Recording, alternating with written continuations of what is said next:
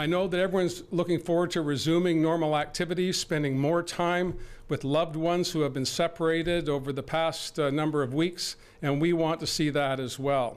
But it's going to take resolute action by all of us to ensure that we continue to make progress rather than give up the progress that has been so hard fought for over the past month and a half. So what will the new normal look like? It'll be guided, of course, by the science and the work of public health officials. And it will be a phased-in approach, as other provinces are doing. But it'll be different in British Columbia because, unlike other provinces, we resisted the call for a full lockdown of our economy and instead adopted a different approach. So that is the different approach that British Columbia has adopted. Like almost all the other countries, they're set to release a plan on loosening COVID-19 lockdown restrictions.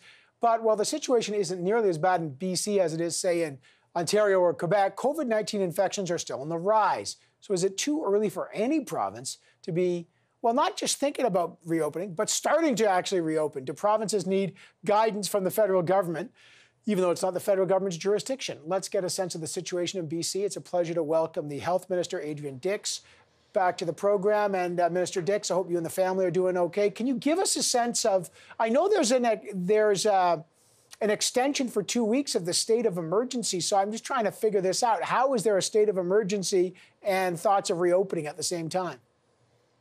Well, we need to have the state of emergency to enact the measures we've put in place. And under BC law, that has to be reenacted every 2 weeks. So that was a fairly standard thing that was done by my colleague Mike Farnworth and the Premier yesterday.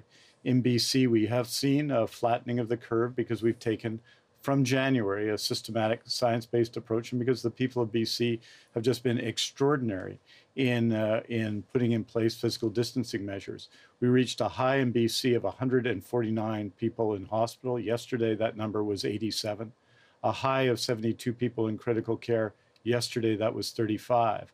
And so what we have to recognize is that the new normal, as the Premier referred to it there, is not going to be like the old normal. We're going to still require rules industry by industry. And I'll just give you 3 concrete examples of what's happened in BC that's different, because the Premier referred to this.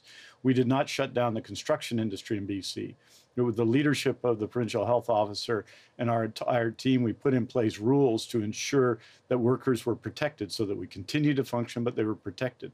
So in Premier Legault, for example, and they have a very different situation in Quebec, and I'm totally respectful of what they're doing there, but when he announced that construction would be opened up on May 11th, well, it was never shut down in BC.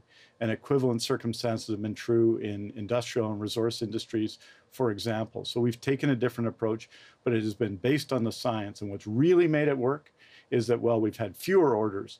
The people of BC, because I think of the extraordinary leadership of Dr. Bonnie Henry and my Deputy Minister, Steve Brown, and of the Premier, have followed those orders very resolutely, and the results have been positive, but we can't stop now. But BC has also seen COVID-19 outbreaks in 4 poultry plants.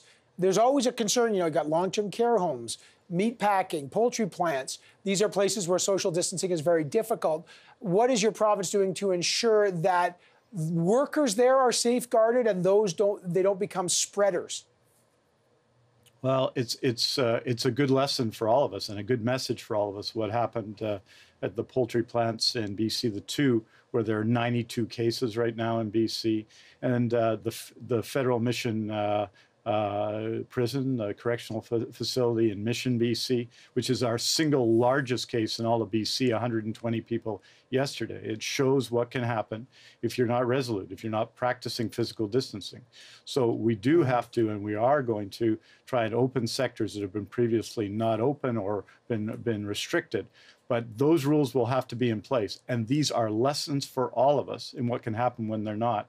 Obviously, the situation in BC and the poultry industry isn't as severe as Cargill, partly because we don't have a congregate living arrangement as they did there. But we see in the United States and in Canada everywhere, for example, the meat industry is one that is a real challenge, and we have to continue to do the work. All right, well, we're looking forward to it. I got about 10 seconds. Have you heard about this double bubble proposal in New Brunswick and Newfoundland and Labrador, where homes can pick another home and kind of extend their bubble to isolate together? Would BC do that, or is that, what's your take on that?